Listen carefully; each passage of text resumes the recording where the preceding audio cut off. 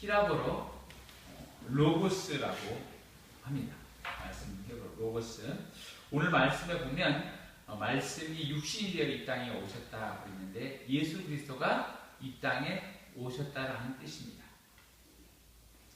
로고스라는 의미는 성자 하나님이신 예수님의 그리스도의 존재 자체를 말하는 것으로 그 뜻으로 사용하고 있는 것을 주목해야 합니다. 말씀이 육신이 되었다. 하나님께서 세상을 창조하실 때 말씀으로 하나님이 가라사 때 있으라 하심이 있었고 가라사 때 만드심이 있었다 그랬습니다. 말씀 자체는 있는 것입니다. 말씀은 실제고 현실입니다. 말씀은 소리가 아닙니다. 말씀은 실체라는 겁니다. 하나님이 말씀하시면 예수님 말씀하시면 현실과 실체가 되는 것입니다. 사람들에게 있어서 말을 조심하라. 말 한마디에 천냥빚을 갚는다. 말을 상당히 조심하라 이런 얘기를 많이 하는데 말은 영이신 하나님의 육체를 가진 사람이 하나님의 본 모습을 받는 겁니다. 그래서 말이 하는 대로 사람도 움직이고 행한다라고 말하고 있는 것과 동일한 것입니다. 그러므로 오늘 1절의 위대한 선언의 말씀, 태초에 말씀이 계십니다. 이 말씀이 하나님과 함께 계시으니 이 말씀은 하나님이시니라. 이 1절 말씀에 우리는 주목해야 할 것입니다. 태초는 지정할 수 없는 시간의 뜻이라는 겁니다. 그 뜻 이전에 예수님께서 계셨고 하나님께서 계셨다는 뜻입니다. 그는 시간이 생기기 이전부터 계셨습니다. 다시 말하면 예수님은 시간 속에 존재하는 분이 아니라 말씀으로 계신 분이에요. 영원부터 계시는 겁니다. 사람에게 모든 것을 다 주었지만 시간만큼은 자기가 어떻게 할 수 없습니다. 시간의 한정 속에서 우리는 사람은 80, 90, 100을 살아가지만 시간이 지나면 사람은 끝나는 겁니다. 그러나 하나님의 역사의 시간들은 역사의 물결은 계속 진행되고 있습니다. 사람만 유한한 존재라는 거예요. 그러나 예수님은 영원전부터 계셨고 시간에 구애받지 않습니다. 시간은 정해서 끝을 맺기 위해서 기간을 정하기 위해서 시간이 있는 겁니다. 시간이 없다면 시간이 없다면 정할 필요도 없고 아무것도 없는데 사람은 나이가 있기 때문에 한정되어 있기 때문에 시간이 필요하다는 거예요. 그러나 예수님에게는 시간이 필요치 않습니다. 그는 영원하기 때문에. 그래서 주의 하루가 1000년 같고 1000년이 하루 같다라고 했습니다. 주에게서는 시간의 공간의 개념이 별로 중요치 않다는 겁니다. 오늘 말씀 1장 14절 말씀이 육신이 되어 우리 가운데 거하심에 우리가 그의 영광을 보니 아버지의 독생자의 영광이요 은혜와 진리가 충만하더라. 말씀이 우리의 육신 가운데 오셨다는 사실, 이것은 위대한 사건이라는 겁니다. 말씀이 이 땅에 오셨기에 예수님께서 육신이 된 것을 설명하기 위한 오래된 설명이 있는데 이건 뭐냐면 어느 여름날 개미들의 행렬이 벼랑 끝으로 막 이어져 가는 거예요. 근데 답답한 나머지 내가 만일 개미가 될 수 있다면 저 개미의 행렬로 다가가 그리로 가면 안 된다 이렇게 말할 수 있을 거예요. 그러나 개미들이 그 가는 행렬을 멈출 수가 없어요. 누구도 멈출 수가 없다는 거예요. 멈출 수도 없고 불가능하다는 거예요. 사람이 마치 어느 누구도 이 죽음의 길에서 사망의 길에서 벗어나고자 하는데 그 길을 이 커다란 줄기를 틀을 사가 없다는 거예요. 그냥 다 따라서 가는 거예요. 죽음의 길. 그러나 예수님의 이 죽음의 길을 틀어서 생명의 길로 가게 하시려고 예수님이 이 땅에 오셨다는 겁니다. 그러면 구체적으로 하나님의 말씀이 육신이 됐다. 말씀 화육이라고 돼. 말씀이 육신이 되는 이 땅에 오셔서 우리에게 무엇을 주시냐? 무엇을 주시냐면 하나님께서는 구원을 주셨다는 겁니다. 구원을 주시기 위해서 우리 하나님과 소통하게 하시는 분이 바로 예수님이라는 거예요. 소통하게 하시는 분이. 첫 번째는 하나님과 소통하게 하신 그리스도입니다. 제가 지금 말하고 있는 것 중에서 가장 지금 여러분들과 대화하고 있는 이것은 뭐냐면 커뮤니케이션, 소통하다라는 뜻입니다. 저와 여러분이 같이 소통함으로 저의 그리스도에 대한 마음, 제가 예수님을 설교 말씀을 통해서 어떤 말씀을 여러분들에게 줄 것인가, 이것을 설교하는 것은 여러분과 소통하는 거예요. 저의 생각을, 저의 마음을 여러분에게 전달하는 거예요. 하나님께서 이 땅에 오신 것은 하나님의 마음을 예수님을 통해서 함께 전달되는 것하고 똑같은 겁니다. 하나님의 마음이 우리와 소통되는 것이에요. 예수 그리스도를 통해서. 그래서 성경에서 예수님이 이 땅에 오신 것이 하나가 되게 하고 소통이 되는 것이라 해서 구원의 통로, 사닥다리 이렇게 말하고 있어요. 그러나 하나님의 뜻을 벗어난 모든 것들은 단절이라고 부릅니다. 특별히 예수님을 소통이라고 부르는데 그 소통, 사람과 인간 사이를 연결해준 소통, 바로 중보자라고 부르는 겁니다. 하나님과 사람 사이에 연결해준 통로, 중보자. 마치 남녀가 결혼하려면 중매인이 소개해준 사람이 중매인이 서로 연결해줘서 그들이 짝이 되게 하는 것, 이것을 중보자라고 성경에서는 말하고 있습니다. 예수님은 뭐라고 하냐면 하나님은 한 분이시요 하나님과 사람 사이의 중보자도 한 분이시니 곧 사람이신 그리스도 예수라. 예수님만이 하나님과 사람 사이를 이어주는 유일한 중보, 길이라는 겁니다. 다른 것은 중보해 줄 수도 없고 함께 할 수도 없다는 겁니다. 특별히 예수님께서 어떻게 했냐면 자기 자신이 대성물로 십자가에 못 박혀 죽으셨다라고 했습니다. 예수님이 죽으심으로 인간의 죄, 죽을 수밖에 없는 인간의 죄를 위해서 누군가 죽어야 하는데 죄 없었고 흠 없으신 예수님이 죽으신 겁니다. 죽으시고 인간의 죄를 용서하시고 하나님과 인간의 막힌 담, 죄가 없어지니까 하나님께로 갈 수 있는 길을 여신 겁니다. 그러므로 예수님께서 내가 곧 길이요 진리요 생명이니 나로 말미암지 않고는 아버지께로 올 자가 없느니라고 했습니다. 예수님만이 하나님과 소통하게 할 수 있는 유일한 길입니다. 다른 것은 없습니다. 그러므로 누구든지 예수님을 믿을 때야만이 죄사함을 받고 하나님께서 주신 구원을 받게 되는 겁니다. 다른 것으로는 주어질 수 없습니다. 제가 구원의 확신이 없고 교회를 다녔을 때, 중학교 때까지 그랬었는데, 제가 중학교 3학년 때 은혜를 받고 중학교 2학년 때 은혜를 받고 기도를 할 때 하나님께서 예수님이 나를 위해 십자가에 못 박혀 죽으셨다는 걸 그냥 믿어졌어요. 그게 그냥 마음으로 믿어졌어요. 그러는 순간 내가 하나님을 아버지로 부르고 되고 예수님을 구세주, 나의 주님이라고 부르게 되었습니다. 예수 그리스도를 주님으로 부르니까 하나님이 정말 가깝게 느껴지는 겁니다. 하나님은 그전까지 정말로 뭔가 모를 그 두려움의 대상이었지만 예수님을 만남을 통해서 하나님이 너무나도 가까워졌다는 거예요. 우리의 소통자, 우리의 좀 구원자, 하나님. 그 전에 우리가 성경에서 말하는 아담과 하와가 범죄하고 하나님을 떠났을 때 하나님은 두려움의 심판자였어요. 죽음을 인간에게 준 심판자로 여겨졌다는 겁니다.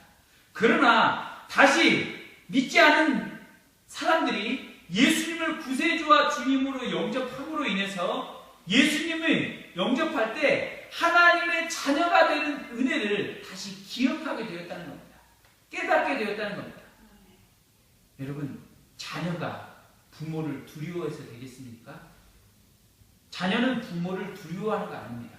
부모는 자녀가 집에 가서 항상 놓고 하는 것 같습니까? 똑똑 들어가도 돼요? 밥상에 차려놓으면 밥상에 먹어도 돼요? 물어본 자녀 봤습니까? 냉장고에 있는 거 사다 놓기 바빠요. 얘들 입에는 도대체 뭐가 들어가 있는지 거지가 들어가 있는지 다 먹어버리잖아요. 그렇죠? 그리고 항상 돈을 달라고 하는 겁니다. 마음에 맡겨놨는가? 자기가 뭐 저금했습니까? 저축했습니까? 펀드 투자하는 것도 아닌데 끊임없이 돈을 달라고 하는 거예요. 등록금도 10만 원도 20만 원도 아니고 100만 원, 200만 원, 300만 원, 몇백만 원이 되는데도 부모가 그냥 대줍니다. 근데 자녀는 그것도 그냥 당당하게 주세요. 그냥 고지서만 갖다 줄 뿐이에요. 청구서는 자녀에게. 부모이기 때문에 그렇게 하는 겁니다. 우리가 성경에서 예수 그리스도를 통해서만이 하나님을 아버지로 부르게 되고 하나님 아버지 앞에 기도할 수 있게 되는 겁니다. 그러니까 예수님이 소통이에요. 예수님이 통로입니다. 예수님이 통로가 되지 아니하고서는 우리는 어떤 복과 어떤 은혜도 없는 줄 깨닫기 바랍니다. 그러므로 여러분에게 우리에게 있어서 그리스도는 최고입니다. 그리스도는 최고라는 거예요. 다른 곳에서 하나님을 찾고 다른 것을 찾는데 예수님을 찾지 않는다면 그것은 깊은 믿음 가운데 들어가지 못한 거예요.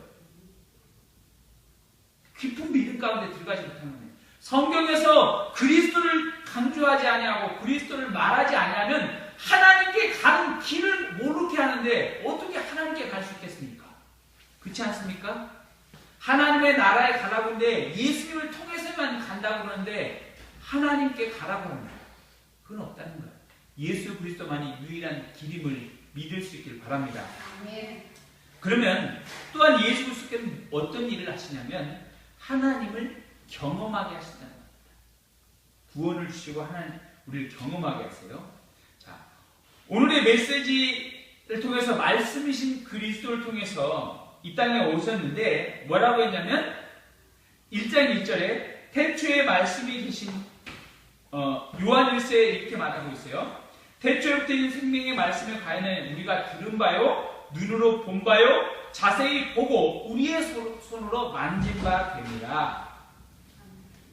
예수님이 이 땅에 오신 것은 우리가 눈으로 보고 만지는 형체로 오셨다는 겁니다. 예수님은 우리에게 경험이 되는 겁니다. 구약의 2000년 전에 신약의 2000년 전에 우리가 예수님이 이 땅에 오셔서 만졌습니다. 제자들이 함께했습니다. 먹었습니다. 나눴습니다. 예수님은 하나님을 경험하게 하는 거예요. 예수님은 제자들이 굶주렸을 때 먹을 것을 채워줬습니다. 제자들이 정말로 힘들고 바닷가에서 풍랑에 휘몰아쳐 그들이 두려웠을 때 그들을 위로해 주셨습니다.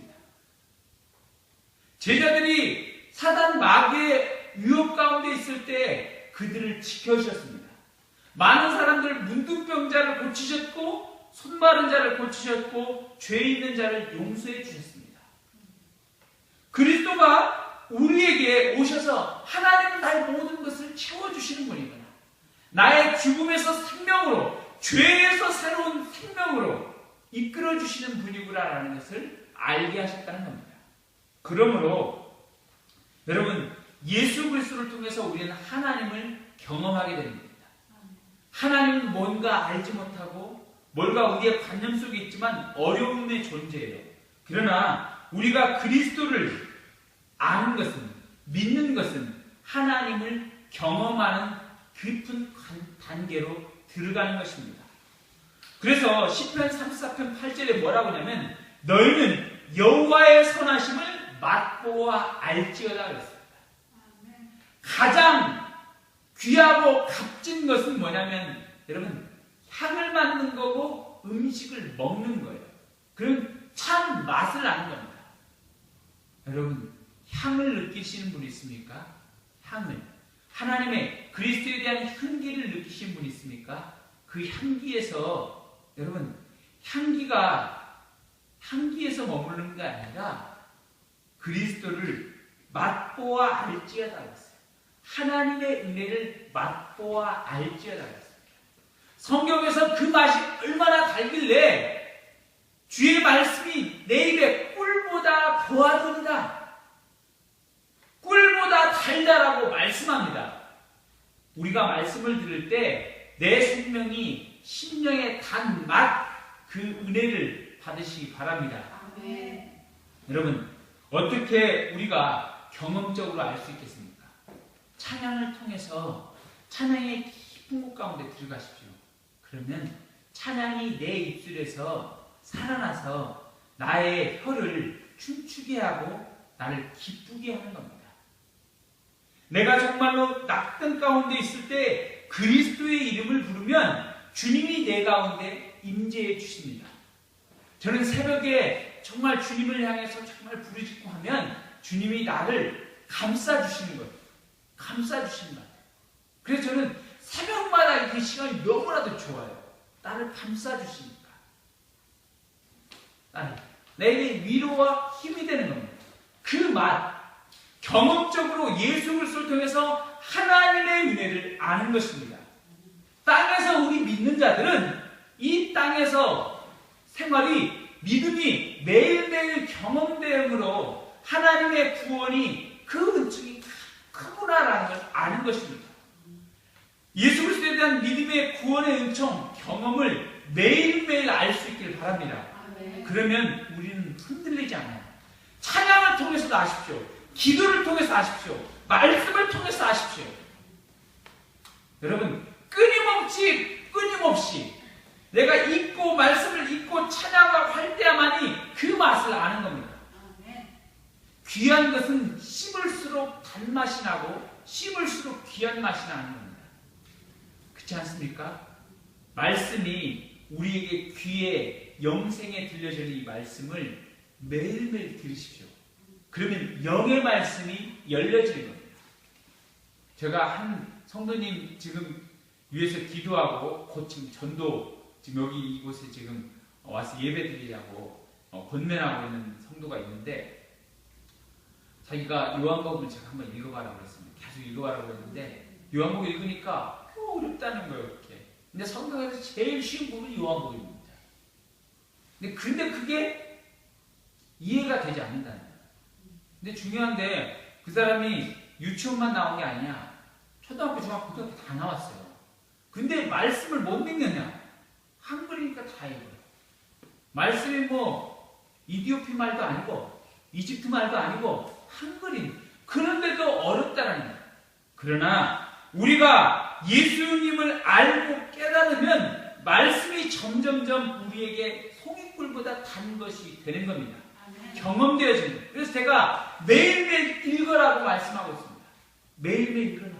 매일매일 아침마다 한 절씩만 읽어라. 그러면 어느 순간 가랑비에 속옷 젖듯 우리의 삶 가운데 성령의 단비가 와서 말씀을 알게 하시고 이해하게 하시고 믿게 하실 것이다. 이렇게 말씀을 이야기했습니다. 여러분, 저와 여러분이 오늘도 그리스도를 경험하는 삶이 될 수 있기를 바랍니다. 오늘 진지하게 오늘 2014년에 지금 이 봄에 들어서서 사람들은 가을, 봄의 향기와 봄의 꽃을 만끽하려고 하지만 우리가 이 봄에 그리스도를 경험하고 구원의 약속이신 그리스도를 깊이 경험하고자 하는 사람이 몇이나 되겠습니까? 오늘 이 한 주의 삶이 꽃향기가 우리에게 코에 다가올 때 우리의 정말 이 봄의 싱그러운 봄에 그리스도를 경험적으로 알 때 우리는 하나님의 놀라운 은혜를 맛보아 그 풍성한 은혜 가운데 기쁨의 삶을 살아가게 되는 줄 믿습니다.